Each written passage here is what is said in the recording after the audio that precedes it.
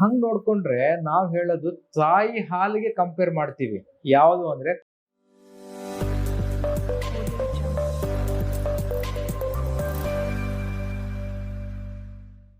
ನಮಸ್ಕಾರ, ನಾನು ನಿಮ್ಮ ಡಾಕ್ಟರ್ ರಘುನಂದನ್, ಮಾಣಿಕ್ಯ ನೇಚರ್ ಕ್ಯೂರ್ ಕ್ಲಿನಿಕ್, ಬಳ್ಳಾರಿ.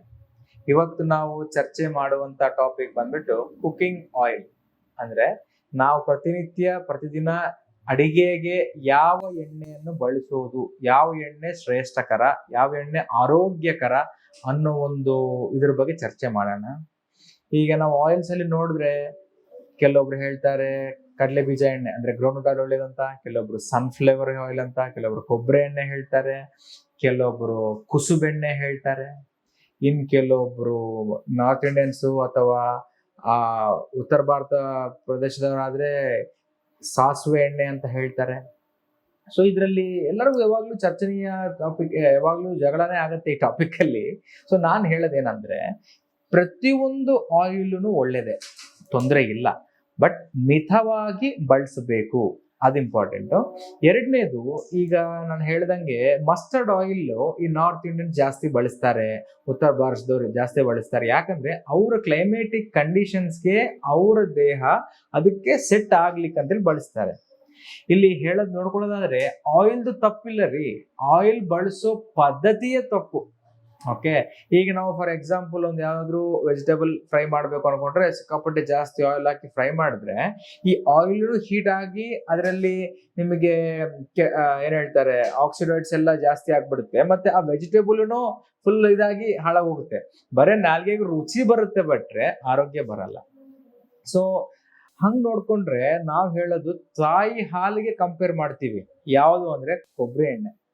ನಮ್ಮ ಗುರುಗಳು BM ಹೆಗಡೆ ಸರ್ ಅವರು ಹೇಳ್ತಾರೆ ಅದ್ರ ಬಗ್ಗೆ, ಕೊಬ್ಬರಿ ಎಣ್ಣೆ is the best for your heart ಅಂತಾನು ಹೇಳ್ತಾರೆ. ಯಾಕೆ ಹೇಳ್ತಾರೆ ಈ ರೀತಿ ಅಂದ್ರೆ ಅದರಲ್ಲಿ ಮ್ಯೂಫಾ ಮತ್ತೆ ಮೋನೋ ಅನ್ಸ್ಯಾಚುರೇಟೆಡ್ ಫ್ಯಾಟಿ ಆಸಿಡ್ಸ್ ಅಂತ ನಾನೊಂದು ವಿಡಿಯೋ ಮಾಡಿದ್ದೇನೆ ಫ್ಯಾಟ್ಸ್ ಬಗ್ಗೆ, ಅದರಲ್ಲಿ ನಿಮ್ಗೆ ನೋಡ್ಬೋದು. ಸೊ ಈ ಹೆಲ್ದಿ ಫ್ಯಾಟಿ ಆಸಿಡ್ಸ್ ಇರುವಂತ ಕಂಟೆಂಟ್ ಜಾಸ್ತಿ ಇರುತ್ತೆ ಈ ಕೊಬ್ಬರಿ ಎಣ್ಣೆದಲ್ಲಿ.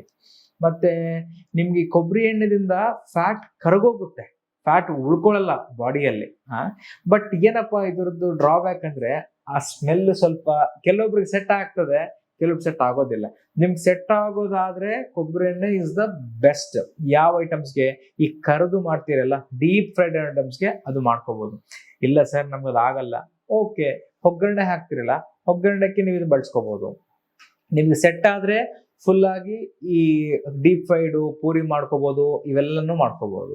ಬಟ್ ಯಾವುದೇ ಆಯಿಲ್ ಇರಲಿ ಕಂಟಿನ್ಯೂಸ್ ಬಳಸೋದು ಬೇಡ.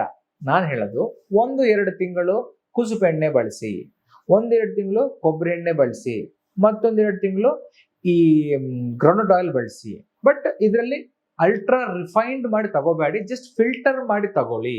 ಈ ಅಲ್ಟ್ರಾ ರಿಫೈನಿಂಗ್ ಪ್ರಾಸೆಸ್ ಅಲ್ಲಿ ಬಹಳಷ್ಟು ಕೆಮಿಕಲ್ ಯೂಸ್ ಮಾಡಿ ಆಯಿಲ್ ಎಲ್ಲಾನು ಇಟ್ಸ್ ಇಂಟು ಕೆಮಿಕಲ್ಸ್. ಸೊ ಅದಕ್ಕೆ ಬೇಡ.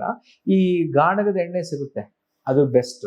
ಯಾವುದೇ ಇರಲಿ, ಈಗ ನಮ್ಮನೇಲಿ ಹೇಳೋದಾದ್ರೆ ಈಗ ಪ್ರೆಸೆಂಟ್ ಈ ಟೈಮಲ್ಲಿ ನಡೀತಾ ಇರೋದು ಗ್ರೌಂಡ್ ನಟ್ ಆಯಿಲ್ ನಡೀತಿದೆ. ಇದಾದ್ಮೇಲೆ ನೆಕ್ಸ್ಟ್ ನಮ್ದು ಬರುತ್ತೆ ಕೊಬ್ಬರಿ ಎಣ್ಣೆ.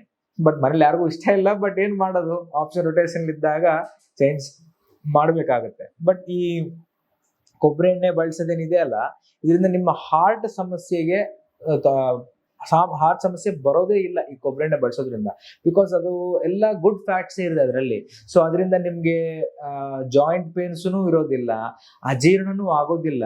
ನಾವು ವೇಟ್ ಲಾಸ್ ಮಾಡೋಕ್ಕೂ ಹೇಳ್ತೀವಿ 1-2 ಸ್ಪೂನ್ ಕೊಬ್ಬರಿ ಎಣ್ಣೆ ಒಂದು ಅರ್ಧ ಗ್ಲಾಸ್ ಬಿಸಿನೀರು ಮಿಕ್ಸ್ ಮಾಡಿ ಬೆಳಿಗ್ಗೆ ಕುಡೀರಿ ಅಂತ, ಅಥವಾ ಡೈರೆಕ್ಟ್ ಆಗಿ ಕುಡೀರಿ ಅಂತ ಹೇಳ್ತೀವಿ. ಇದು ಎಲ್ಲ ರೀತಿಯ ಗ್ಯಾಸ್ಟ್ರಿಕ್ ಸಮಸ್ಯೆಗೂ ಹೆಲ್ಪ್ ಆಗ್ತದೆ ನಿಮ್ಮ ಈ ಕೊಬ್ಬರಿ ಎಣ್ಣೆ. ಸೊ ಕೊಬ್ಬರಿ ಎಣ್ಣೆ ಒಳ್ಳೇದು. ಈ ಕುಸುಬೆಣ್ಣೆನೂ ಒಳ್ಳೇದು, ಯಾಕಂದ್ರೆ ಅದರಲ್ಲಿ ಕೆಲವೊಂದು ಅದೇ ಪ್ಯೂಫಾ ಪಾಲಿ ಅನ್ಸಾಚುರೇಟೆಡ್ ಮೋನೋ ಅನ್ಸ್ಯಾಚುರೇಟೆಡ್ ಫ್ಯಾಟಿ ಆಸಿಡ್ಸ್ ಇದೆ. ಇದರಿಂದ ಬ್ರೈನ್ ಡೆವಲಪ್ಮೆಂಟು ಮತ್ತೆ ಈ ಜಾಯಿಂಟ್ಸ್ ಅಲ್ಲಿ ಇನ್ಫ್ಲಮೇಷನ್ ಕಡಿಮೆ ಆಗ್ಲಿಕ್ಕೆ ಹೆಲ್ಪ್ ಆಗುತ್ತೆ. ಈಗ ಬಾಟಮ್ ಲೈನ್ ಏನಂದ್ರೆ ಯಾವ ಎಣ್ಣೆ ಇರಲಿ ಮಿತವಾಗಿ ಬಳಸಿ, ಜಾಸ್ತಿ ಯಾವ ಎಣ್ಣೆ ಬಳಸಕ್ ಹೋಗ್ಬೇಡಿ. ಕರೆದಿರೋ ಆಹಾರ puri bajji bonda monthly once or twice 15 ದಿನಕ್ಕೊಮ್ಮೆ ಆರ್ ತಿಂಗಳಿಗೊಮ್ಮೆ ಬಳಸುವಂತ ಅಭ್ಯಾಸ ಮಾಡಿ. ಈ ಒಗ್ಗರಣೆಗೆ ಆದಷ್ಟು ತರಕಾರಿಯನ್ನು ಕುದಿಸಿ, ನೀರಲ್ಲಿ ಕುದಿಸಿ ಅಥವಾ ಸ್ಟೀಮ್ ಮಾಡಿ, ಕೆಳಗೆ ಪಾತ್ರೆಯಲ್ಲಿ ನೀವು ತರಕಾರಿ ಇಟ್ಟು ಮೇಲ್ಗಡೆ ಒಂದು ಪಾತ್ರೆಗೆ ನೀರು ಹಾಕಿಟ್ಟು ಈ ರೀತಿ ವೆಜಿಟೇಬಲ್ ಅಲ್ಲಿ ಇರುವಂತ ವಾಟರ್ ಇಂದನೇ ಕುದಿಸುವಂತ ಪ್ರಯತ್ನ ಮಾಡಿ ಮೇಲೆ ಟ್ಯಾಂಪರಿಂಗ್ ಅಂದ್ರೆ ಈ ಒಗ್ಗರಣೆಗೆ ಬೇಕಾ ಸ್ವಲ್ಪ ಬಳಸ್ಬೋದು. ಅಷ್ಟು ಬಳಸಿದ್ರೆ ನಿಮಗೆ ತೊಂದರೆ ಆಗೋದಿಲ್ಲ. ಯಾವ ಎಣ್ಣೆ ಇದ್ರೂ ಮಿತವಾಗಿ ಬಳಸ್ಕೊಳ್ಳಿ, ಮತ್ತೆ ಚೇಂಜ್ ಮಾಡ್ತಾ ಇರಿ. ನಮ್ಮ ಬಾಡಿಗೂ ಎಲ್ಲ ವೆರೈಟಿ ಚೇಂಜ್ ಎಲ್ಲ ಬೇಕು, ಒಂದೇ ಆಯಿಲ್ ಯಾವಾಗ್ಲೂ ಯೂಸ್ ಮಾಡಬೇಡಿ. ಮುಂದಿನ ವಿಡಿಯೋದಲ್ಲಿ ಇನ್ನೊಂದು ಟಾಪಿಕ್ ಜೊತೆ ಸಿಗೋಣ. ಅಲ್ಲಿವರೆಗೆ ನಮಸ್ಕಾರ.